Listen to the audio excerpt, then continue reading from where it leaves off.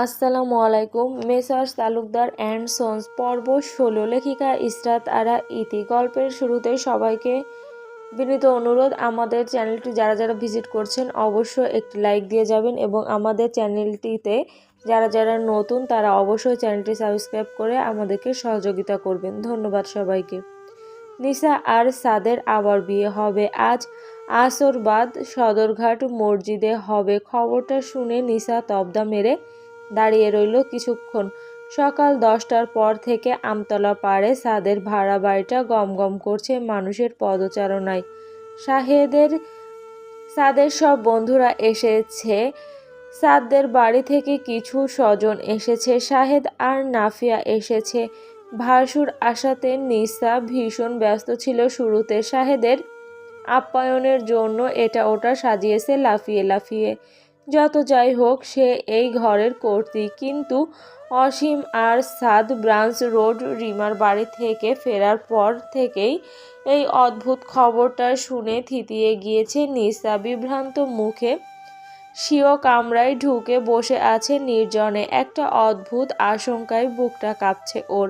এদিকে বাইরে হই হল্লা চলছে পুরোদমে। সুব্রত অসীমের থেকে পারমিশন নিয়ে সাউন্ড বক্স এনে লীলাবালি গান বাজিয়ে রেখেছে। সবচেয়ে খুশি শাহনাজ আর নাফিয়া। যদিও অসীম ছেলে আর ছেলের বউকে ঘরে তুলবেন কিনা এই ব্যাপারে কিছু বলেনি, তবে লোকটার তৎপরতা শীতলতা দিয়েছে বাড়ির সবার মনে। শাহনাজকে 50,000 টাকাও দিয়েছেন গোপনে, যাতে স্বর্ণকার পট্টি গিয়ে কিছু একটা কিনে আনে অসীমের হয়ে। পুত্রবধূকে পুরনো গয়না দিয়ে দোয়া করবেন না তিনি। রিমা এসেছে বাচ্চা নিয়ে, যদিও তার স্বামী আসেনি। সকালবেলা ঝগড়া করে কোথাও গিয়েছে। সে নিয়ে রিমার গা গরম নেই মোটেই। আপাতত সে ভীষণ আনন্দিত চিত্তে ঘুরে ঘুরে সাদের ভাড়া বাসাটাই দেখছে। এই সুন্দর সংসারটা তার ছোট বোনের। এই অমায়িক মানুষগুলো তার ছোট বোনের শ্বশুরবাড়ির লোক। এটা ভেবেই শ্রান্ত হয়েছে রিমার মনটা। সকালবেলা রিমা যখন বাড়িতে একা ছিল তখন গিয়ে সাদ আর অসীম কলিং বেল টিপলেন। ফোন করে শাহেদকেও ডেকে নিয়েছিল অসীম। দরজা খুলে সাদের মুখটা দেখে রিমা দরজা বন্ধ করে দিতে পারল না। ওর পেছনে দাঁড়ানো অসীম তালুকদার নামের মানি লোকটার মুখটা ওর অধ্যত্ত থিতিয়ে দিল। মাথায় ওড়না টেনে সালাম দিল খুব বিনয়ে। ঠিক তখন সাদ একটা মিষ্টি আর ফলের প্যাকেট সামনে বাড়িয়ে ধরে বলল, আসসালামু আলাইকুম আপু। যদিও আপনার বোনের গোটাটাই আমার ঘরে আছে, তবুও আপনার কাছে ওর হাতটা চাইতে এসেছি, সাথে আব্বু আর বড় ভাইয়া। রিমা এতদিনের রাগ কমিয়ে ভীষণ শান্ত। এর মাঝে 2 দফা স্বামীর সাথে মারামারি করে শরীরের অবস্থাও কিছুটা খারাপ করেছে, তবে ও মার খেয়েছে কম, দিয়েছে বেশি। দিতে গিয়ে হাতের বল খুইয়েছে। অসীমদের বসিয়ে রিমা রাজ্যের আয়োজন করে ফেললো একা একাই। বাচ্চা কোলে নিয়ে অসীম বিয়ের কথা ওঠাতেই কেঁদে উঠেছিল ঝরঝর করে। সাদকে বলেছিল, এখানে না আসলে ক্ষতি ছিল না, আমার বোনটাকে পড়াশোনা করিও কেমন। তোমরা পুরুষরা বড্ড খারাপ, কোনো দিন ওকে লাথি মেরে বের করে দিলে ও খাবে কোন যোগ্যতায়। তাই পড়াশোনা করিয়ে একটু উপকার করে রেখো, অভিযোগ থাকবে না আর। তবে সাদ বুঝে গিয়েছে এই মহিলার মানসিক অবস্থা আসলেই ঠিক নেই। হতাশায় কাটছে জীবন। ভীষণ মায়া লেগেছে সাদের। বিগত দিনের রাগ ভুলে সাদ নিজেই খুব আন্তরিক হয়ে নিয়ে এসেছে এ বাড়িতে নিসার কাছে। বিয়েটা সামনে থেকে দেখে যাক। রিমা, শাহনাজ, নাফিয়া আর সিমিনের সাথে বাড়িটা গোছাতে ব্যস্ত। রাতুলকে বসার ঘরে ছেড়ে দিয়ে কাজে লেগে পড়েছে। এখন তো নাফিয়ার সাথে একজোট হয়ে বিয়ের গানও গাইছে। বসার ঘর থেকে সাদ চুপচাপ শুনছে সে গান। আসার পর থেকেই সাদকে অচেনা ঠেকছে। একদম কুজো বাবা হয়ে বসার ঘরে এক কোণে বসে আছে, দৃষ্টি রিমার ছেলে রাতুলের উপর। হঠাৎ অসীম এসে ওর পাশে বসতে নড়েচড়ে উঠে স্থির হলো। অসীম গলা খাকারি দিলেন, বলতে লাগলেন, বিয়ে করেছো ভংচং উপায়ে মসজিদে খেজুর বিলিয়ে দাওনি। দুনিয়ার মানুষ সে কথা জানেনি। সেদিন হঠাৎ তোমার নিজাম কাকা বললেন, সাদের কি খবর? একটা স্কুল পড়ুয়া মেয়েকে নিয়ে একটা বাড়িতে ঢুকতে দেখলাম। ব্যাপারটা কি? অসীম ভাই, বাবা হিসাবে আমি এসব প্রশ্নের কতটা বিব্রত হয়েছি জানো? যাক সে কথা। আমার খারাপ লাগা খচখচানি দিয়ে তোমাদের বাকি কিছুই না। তবুও বাপ তো, আমার দায়িত্বটুকু পালন করলাম। বিয়ে পড়িয়ে পৌরসভার সব মসজিদে খেজুর পাঠিয়ে দিব। কিন্তু ওই অনুষ্ঠান ফনুষ্ঠান আমি পাতাবো না। খুব টাকার গরম দেখাও না বাপের সাথে। অন্যায়ের রাস্তায় কামানো টাকা নিয়ে গায়ে খেটে হালাল উপায়ে টাকা জমিয়ে বিবাহ পরবর্তী অনুষ্ঠান করার যোগ্য হবে যেদিন সেদিন করো। আমার তরফ থেকে আর কিছু আশা করবে না। কথাগুলো বলে অসীম থামলেন। সাদ চোখ তুলে বাবাকে দেখতে লাগলো। অস্ফুট স্বরে বলল, জি আচ্ছা, আশা করব না। অসীম শ্বাস ফেলে বললেন, টাকা আছে পকেটে? সাদ পকেট হাতড়ে মাথা নেড়ে জবাব দেয়, আছে 1012। ঠিক আছে, যাও বাজারে যাও। আজ 2টা দেশি গরু জবাই হয়েছে শুনলাম। 6 কেজির মতো আনবে। সুব্রত আর মন্দিরাও তো খাবে। 1.5 কেজি খাসি এনো। সাদ একটু অবুঝের মতোই প্রশ্ন করলো, বাজার কেন? অসীম ধমকলেন অসীম ধমকালেন আবার, মানে সেন্স হারিয়েছ নাকি? এতগুলো মেহমান বাড়িতে, তুমি এ বাড়ির কর্তা, সোফা ঠেসে বসে আছো। তোমার মা যে বললেন খুব সংসারী হয়েছ, এই তার নমুনা? এই নিয়ে আজ 4বারের মতো ঝাড়ি খেয়ে সাদ গা ঝাড়া দিয়ে উঠল। চোরা চোখে আশেপাশে তাকিয়ে নিসার উপস্থিতি পর্যবেক্ষণ করলো। পরপর বাবাকে বলল, মাথায় আছে, একটু অন্যমনস্ক ছিলাম। বলুন কি লাগবে? 5মবারের মতো ধমকালেন অসীম, মানে? বাড়িতে মেহমান খাওয়াবে, কি বাজার করবে জানো না? সাদ এইবার জবাব দিল, একটু আস্তে চেঁচান। বিয়ে করেছি 1 মাস হয়নি, এত আশা করলে তো চলবে না। আপনি তো এখনো বাজার সদাই নিয়ে আম্মুর কাছে ঝাড়ি খান। অসীম দমলেন। এইবার আসলে মনে মনে ভীষণ আনন্দিত অসীম। মুখটা হাসি হাসি করে, ঠান্ডা মেজাজে থাকলে কেউ দেখে ফেললে যদি লজ্জা দিয়ে বসে, তাই এর ওপর ওর উপর চিল্লিয়ে নিজের ওজন ধরে রাখার চেষ্টা করছেন। এবার ধীরে ধীরে বললেন, গরুর গোস্ত, খাসির গোস্ত, একটা মাছ আনবে। কি মাছ? পোলাওয়ের সাথে সব মাছ ভালো লাগে না আসলে। তুমি কোরাল আনবে, ওটা নারিকেলের পেস্ট দিয়ে রান্না হবে। আর মুরগি এনো কাটিয়ে, আস্ত এনো না যেন। মহিলাদের ওপর অযথা কাজের চাপ বাড়বে। ড্রেসিং ফ্রেসিং করিয়ে এনো। কি পারবে তো মুরগি বাজারে ঢুকতে? ওখানে প্যাসে কাদা পানি হয়েছে সম্ভবত। তোমার ব্র্যান্ডেড জিন্স একটু পায়ের কাজটা ভাঁজ করে যেও, নয়তো নষ্ট হবে। সাদ হা করে তাকিয়ে আছে বাবার মুখের দিকে। অসীম গড়গড় করে বলে যেতে থাকেন, শশা আনবে, গাজর আনবে, আর ফেপসিও এনো। মিষ্টি আর খেজুর আমি আনাবো। যাও, বেরোও। ও হ্যাঁ, তোমার আম্মু তোমাকে যেন কি বলতে চাচ্ছিল তখন, যাও শুনে এসো। রিমা আর নাফিয়া গল্প করছিল। শাহেদ আর সিমিন আর একটা রুমে মেহমানদের সঙ্গ দিচ্ছে। সাদ গিয়ে রান্নাঘরে শাবনাজের সামনে দাঁড়ায়। আম্মু ডাকছিলে নাকি? আব্বু বললেন। শাহনাজ হাতের মুঠি থেকে 5,000 টাকা সাদের হাতে দিয়ে বলল, ডেকেছে তোর আব্বু, এই নে, এই টাকাটা রাখ। এটা দিয়ে কি হবে? একটা সাদা পাঞ্জাবি আর মসলিন কটনের মধ্যে লাল একটা শাড়ি আনবি। তোর আব্বু আনতে বলেছে, তুই আর নিসা পরিস আজ। বলে শাহনাজ হাসলেন। সাদ এইবার মায়ের হাসি দেখে চোখ নামিয়ে নেয়। শাহনাজের হাসি চওড়া হয়। এত বড় ছেলেটা এভাবে লজ্জাও পেতে পারে। অথচ বিয়েটা তো আগেই করেছে।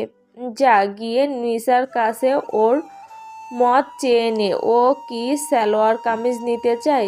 শাহানাজ মনে করিয়ে দেওয়াতে সাদের মনে পড়ল আজ সারা সকাল এ বাড়িতে আসার পর থেকে মেয়েটাকে কখনো চোখের সামনে দেখেনি। কি সমস্যা? মেহমান আপ্যায়নে খুব ব্যস্ত নাকি? একটু ঝামেলাই হলো। এই বিয়ের চক্করে টানা 2-3 দিনের পড়া নষ্ট হবে। দরজার কপাট ভেতর থেকে ভেজানো। সাদ ঢুকে দরজা লাগিয়ে দিয়ে ঘুরে তাকাই। বিছানার এক পাশে হাঁটুতে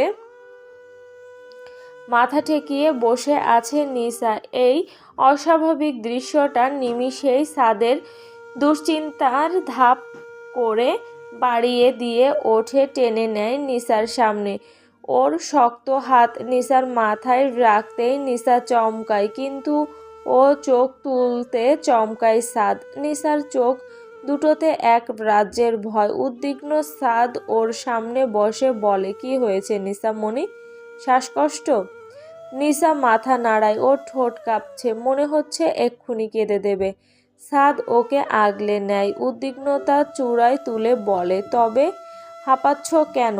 নিসা আসলে কাঁদবে বলে হাঁপাচ্ছিল। সাদের উস্কানিতে এবার ঝরঝর করে কেঁদে ওঠে মেয়েটা। মাথা থেকে শাড়ির আঁচল খুলে পড়ে যায়, খামচে ধরে বিছানার চাদর। বলে, আমাদের আবার কেন বিয়ে দেবেন শ্বশুর বাবা?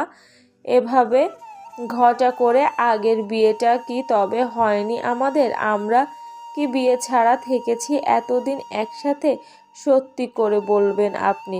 কান্নার দাপটে শরীর কাঁপছে নিসার। সাদ ঠায় দাঁড়িয়ে আছে, নিমেষ দেখে চলেছে ভেজা লাল মুখটা। এই মুহূর্তে সাদ আগের সাদ হলে এই ন্যাকামি ধরনের কান্না, বোকা বোকা জঘন্য কথাগুলোর বিপরীতে একটা ঠাটিয়ে চর মারত এই মেয়েকে। কিন্তু আজ জীবনের এই প্রথমবার এমন জঘন্য অনুভূতিতে সাদের রাগ উঠলেও হাত উঠছে না।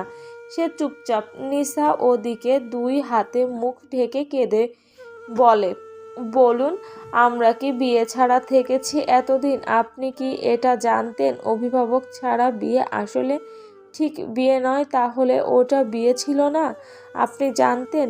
এজন্য বুঝি আপনি আমার কাছে আসতেন না? আমার সব এলোমেলো লাগছে। আমরা এক বিছানায় ঘুমিয়েছি। আচ্ছা, আপনি কি জানতেন? সাদ এখনো নির্বিকার। নিসার গলা চিরে শুধু অহেতুক কথা বেরুতেই থাকলো। উৎকণ্ঠায় ওর মধ্যে অপরাধবোধ জেগেছে। এসব সত্যি হলে ও ভীষণ কষ্ট নিয়ে কাটাবে বহুকাল। বোকামি করে চট করে বিয়ে সিদ্ধান্ত নিয়ে যদি হয়, সেই বিয়েটাও অবৈধ। টানা 20টা দিন একটা পুরুষের সাথে এক বিছানায় শুয়েছে। সময়ে অসময়ে তাকে কাছে এসে ছুতে দিয়েছে শরীর, নিজের সুপ্ত চাহিদাগুলো জাহির করেছে। এইসব খুব লজ্জা আর অনুশোচনার হবে নিসার কাছে। নিসার ছোট বয়সী সরল মনটা এসব পাপ পুণ্যের ধার খুব ধারছে এখন। ইস, কি বোকামিটাই না করলো। বুক চেপে ধরে এখন বসে আছে নিসা। অবস্থা বেগতিক দেখে এবার সাদ ওর হাত দুটো ধরল প্রথমে, পরপর কপালে কপাল ঠেকিয়ে ধীর স্থির বলল, স্টপ ক্রাইং নিসামণি।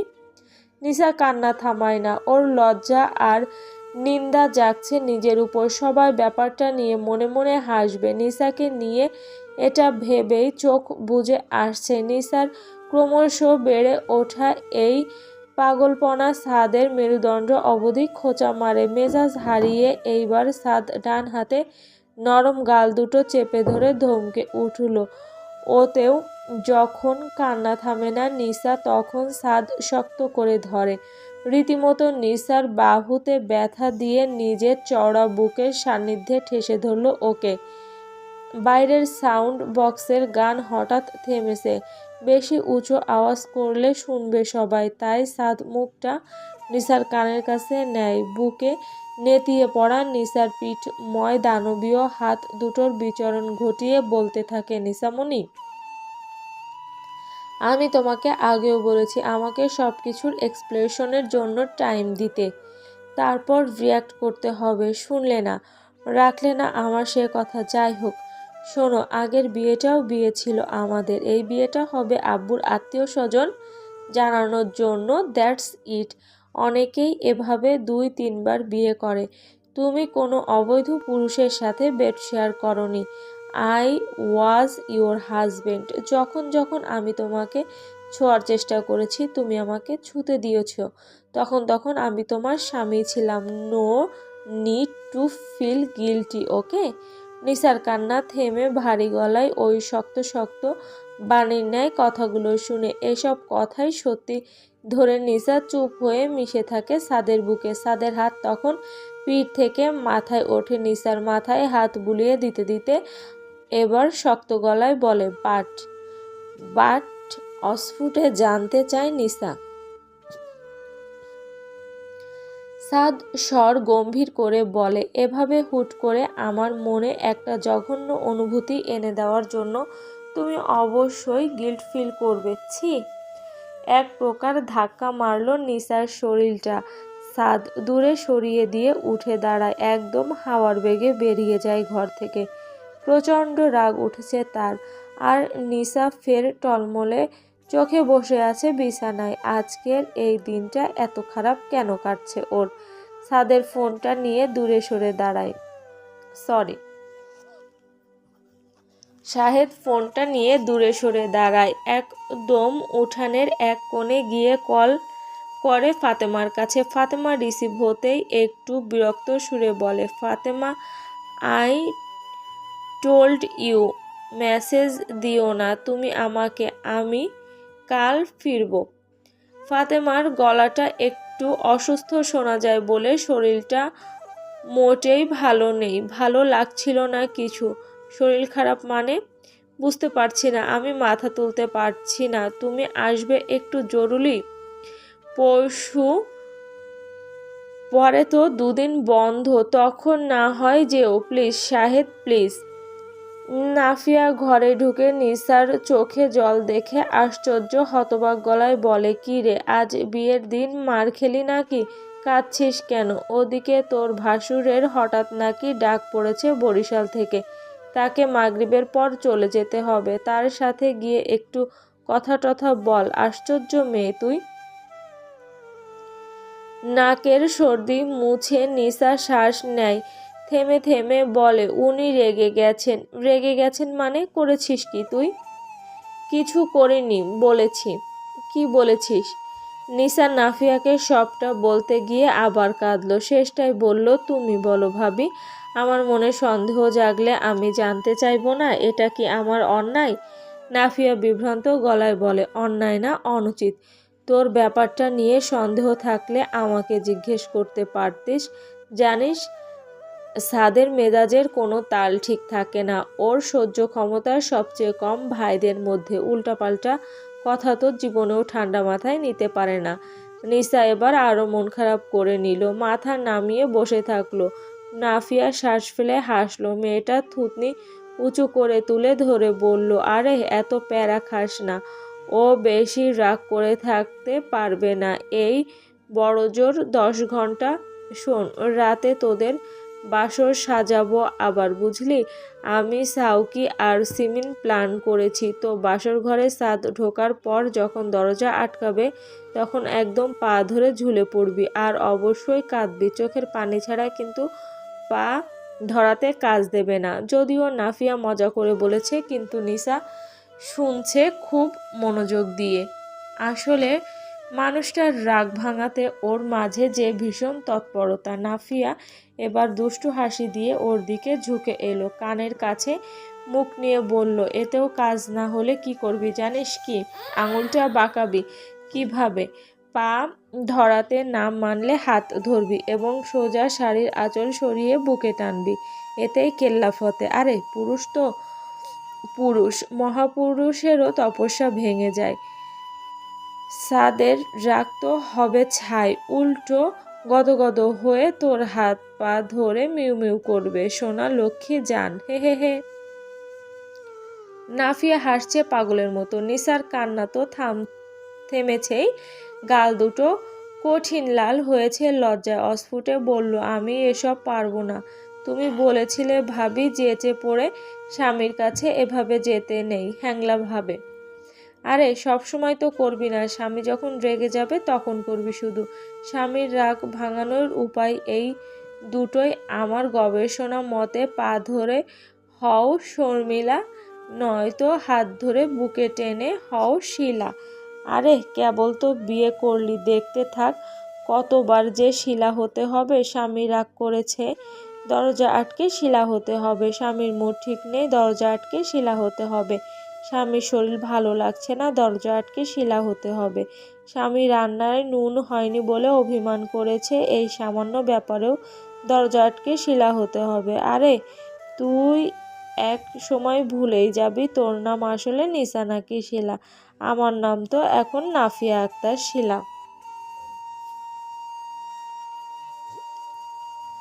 নাফিয়া হাসতে হাসতে গড়াগড়ি খায়। নিসা মেকির রাগ দেখায়। যাও তো ভাবি, তুমি ভীষণ খারাপ। নাফিয়া হাসি থামিয়ে এবার আঁচলের তলা থেকে একটা ওষুধের প্যাকেট বের করে নিসার হাতে গুজে দিয়ে বলে, যাচ্ছি, তবে এটা রেখে দাও বাছা। তোমার স্বামীর আক্কেল নিয়ে আমার সন্দেহ নেই যদিও, তবুও বড়জা হিসাবে আমার দায়িত্ব। তুমি স্টুডেন্ট মানুষ, বয়স অতি কম, আর ঘোড়া ডিঙিয়ে কখনো ঘাস খেতে যেও না, মানে বড়দের ডিঙিয়ে কখনো বাচ্চা নিতে যেও না। আগে আমরা নেব, তারপর তোরা। খবরদার সিরিয়াল ভাঙবি না। বিয়ে সম্পূর্ণ হয়েছে, এবারে বাড়ির পুরুষেরা সবাই মসজিদে গিয়ে খুব সুন্দর এক বিয়ের সাক্ষী হয়েছে। সদরঘাট মসজিদে আসরবাদ উপস্থিত ছিল অসীম তালুকদারের প্রায় সকল আত্মীয় মুসল্লি। ছেলের বিয়ে পড়িয়ে নিজ হাতে মিষ্টি আর খেজুর বিলিয়েছে তিনি। সদরঘাট সহ পৌরসভার প্রায় সব মসজিদে দোয়া চেয়েছেন সবার থেকে। বাবার পেছনে পেছনে ছিল সাদ আর সাউকি সাহেব। বিয়ে পড়ানো হয়ে গেলেই বরিশালে বাস ধরেছিল। নিসাকে সাজিয়ে দিচ্ছে নাফিয়া আর রিমা। সিমিন, মন্দিরা আর শাহনাজ আত্মীয় আপ্যায়নে ব্যস্ত। দূর দূরান্তের আত্মীয়রা নতুন বউ দেখতে এসেছে।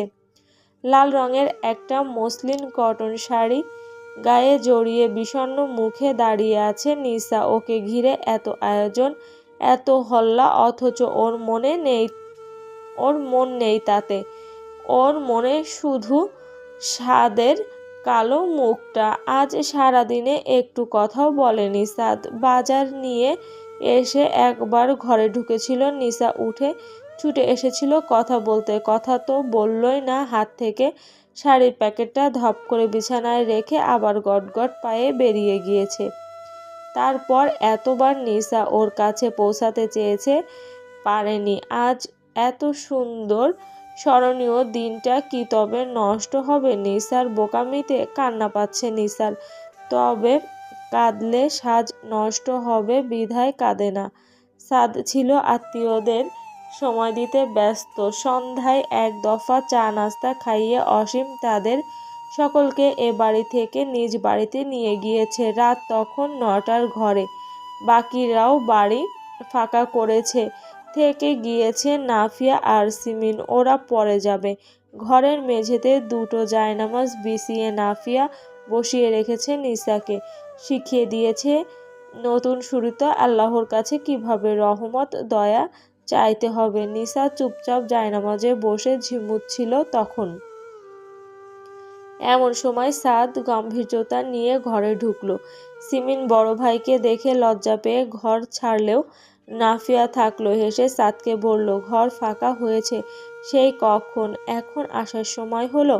মেয়েটা তো ঘুমিয়েই পড়েছিল প্রায়। বাসর সেকেন্ড হ্যান্ড হয়ে গিয়েছে বলে কি পাত্তা দিচ্ছ না নাকি? নিসা মাথা নিচু করে নেয়। ইয়া বড় একটা ঘোমটা মাথায়। সাদ আর চোখে এক পলক ওকে দেখে নিয়ে নাফিয়াকে বলল, ঘুমালেই ভালো হতো, নয়তো মনের সন্দেহের নামে অহেতুক বিশ্রী বিশ্রী কথা শুনে শুনে কানটা পচত আমার। কি নির্দয়ের মতো বাচনভঙ্গি! নিসার বুকটা ধক করে উঠল।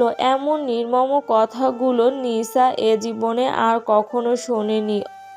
আঁচল খামচে ধরে নিঃশব্দে শ্বাস ফেলল। সবসময় নিসাকে বলে এক্সেস না করতে, এখন নিজে এক্সেসের মা আব্বা বংশ করে দিচ্ছে। সেবেলায় পুরুষ বলেই সব পারবে।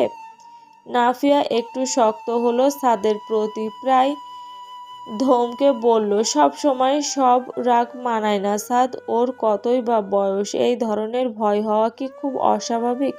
ফালতু সিন ক্রিয়েট করবে না, দরজা লাগাও, অজু করে নফল নামাজ পড়ো, মিলমিশ করে নাও, বেগতিক টের পেলে আমি আব্বাকে পাঠিয়ে বউ আমাদের বাড়িতে নিয়ে যাব বলে দিলাম। এই নিসা, তুই একটু কল দিস তো। সাদকে হুমকি দিয়ে নাফিয়া ঘর থেকে বেরিয়ে সিমিনকে নিয়ে চলে যায় বাড়িতে। সাদ দরজা লাগিয়ে এসে অজু করে জায়নামাজে গিয়ে দাঁড়ায়। নিসাও উঠে ওর পেছনে দাঁড়ায়।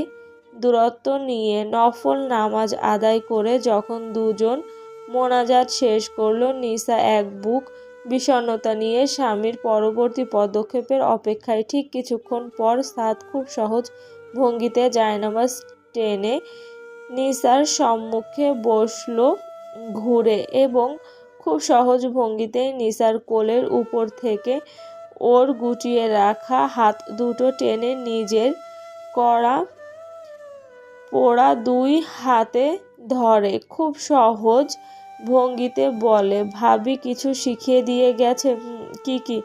অনেক দোয়া একসাথে দুজনে অঙ্গীকার করা। কি অঙ্গীকার শুনি? নিসা একটু থেমে থমকালো, পরপর জলে চিকচিক করতে থাকা চোখ দুটো তুলে বলতে লাগলো, আমরা যাতে কখনো কাউকে অসম্মান না করি। আচ্ছা, করব না, তুমি করবা? নিসা মাথা নাড়ায়, সেও সাদকে অসম্মান করবে না কখনো। সাদ বলে, এরপর আমরা কখনো যাতে কাউকে অপমান করে কথা না বলি, একসাথে বলো সব। কখনো যেন কেউ কাউকে কষ্ট না দেয়, কখনো যাতে কেউ কারো থেকে কিছু না লুকায়, যাতে একে অপরের বিশ্বাসের মর্যাদা রাখি। আচ্ছা, কষ্ট দেব না, কিছু লুকাবো না, মর্যাদা রাখবো। তুমি বলো। কষ্ট দেব না, কিছু লুকাবো না, মর্যাদা রাখবো। নিসা রিপিট করতেই সাদ বলে, আর একসাথে কি দোয়া চাইতে বলেছে? নিসা ভীষণ আবেগী হয়ে উঠছে এ কথাবার্তায়, গলা ধরে আসছে, কাপা স্বরে বলে, হে আল্লাহ, আপনি সবসময় আমাদের দুজনের মন বোঝার তৌফিক দান করুন। সাদ নিসার টলটলে চোখ দুটোতে ওর গাঢ় চোখ দুটো রাখলো। এতক্ষণে ওর দৃষ্টিতে দরদ জমতে শুরু করেছে মেয়েটার জন্য। রাগ উবেছে। নিসার চোখে চোখ রেখেই বলল, হে আল্লাহ, আপনি সবসময় আমাদের দুজনকে দুজনের মন বোঝার তৌফিক দান করুন। একটু থেমে বলল, এর পরের দোয়া? হে আল্লাহ, আমাদের দুজনকে দুজনের সুখ দুঃখ ব্যথা মন খারাপ সবকিছু ভাগ করে নেওয়ার তৌফিক দান করুন, এমনকি টুথব্রাশটাও যাতে ভাগ করে নিতে পারি। এ পর্যায়ে সাদ হেসে দেয়, বলে, এসব কি কথা, এ কেমন দোয়া? Toothbrush, toothpaste, what's going on? নিসা বোকা বোকা মুখ করে বলল, ভাবি বলল যে এমন করেই। আচ্ছা, বুঝলাম, এরপর? হে আল্লাহ, আমাদের দুজনকে দুজনের মেজাজ সওয়ার তৌফিক দান করুন। সাদও এ দোয়া পুনরায় উচ্চারণ করে বলে, ব্যাস, এ পর্যন্তই। নিসা মাথা ঝাঁকায়। সাদের ঠোঁট জুড়ে শুকনো হাসি, বলে, এবার আমার সাথে একটা দোয়া বলো, এটা শুধু তোমার দোয়া। বলুন। আমার সাথে সাথে বলো, হে আল্লাহ, মাঝে মাঝে কোনো রূপ চিন্তাভাবনা করা ছাড়া বোকার মতো একটা কথা বলে যাতে কখনো আমার স্বামী মেজাজ খারাপ না করি, যাতে বুঝদারের মতো ধীরস্থির আচরণ করি, আমাকে আপনি সেই তৌফিক দান করুন।